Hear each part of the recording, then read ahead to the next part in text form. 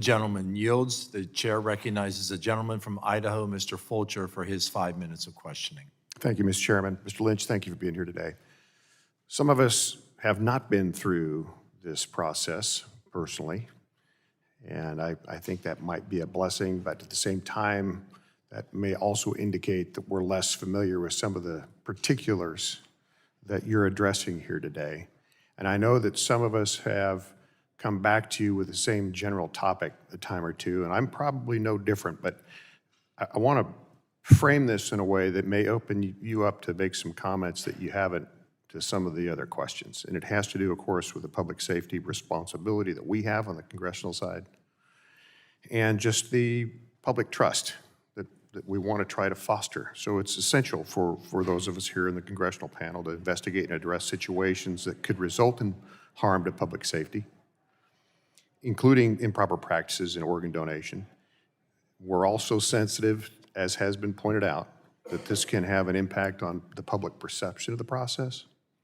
So in light of all of that, can you just take a moment and perhaps touch on some specific steps that HRSA can take to make sure that public trust is where it needs to be? Microphone.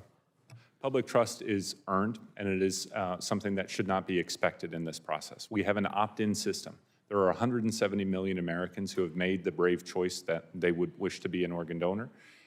We want to be able to reassure them that the care that they will get is safe, that the documentation of their status, their wishes, and their progress through the system is safe and complete.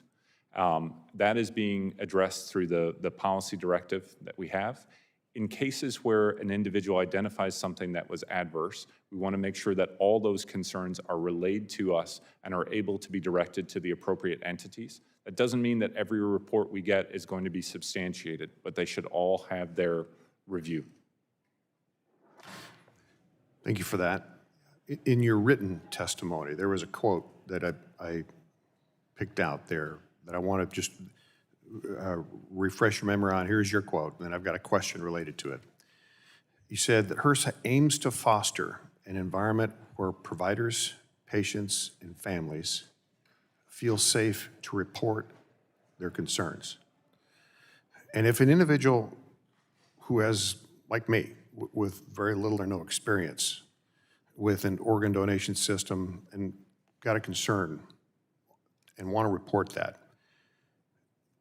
does HRSA have an easy to access, navigate mechanism to report or to make a report? Yes, this spring we unveiled a new website, OPTN complaints, OPTN whistleblower, any entry of words like that will bring you to a government website to make such a complaint.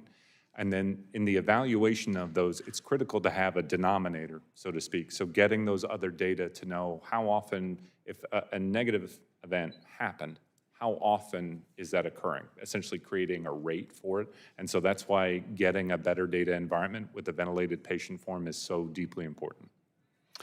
With that, Mr. Chairman, I'll just make the closing comment that you know, some of the things that we get involved with on this committee may not be in our real sphere of expertise, but it's also a reminder of just how important some of these components are. And in this one, it is truly impactful on life and death. So thank you for what you do. And let's all just commit ourselves to trying to make the process better. With that, Mr. Chairman, I yield back. The gentleman yields. The chair recognizes the gentlelady from Massachusetts, Ms. Strahan, for her 5 minutes of questioning. Thank you, Mr. Chairman.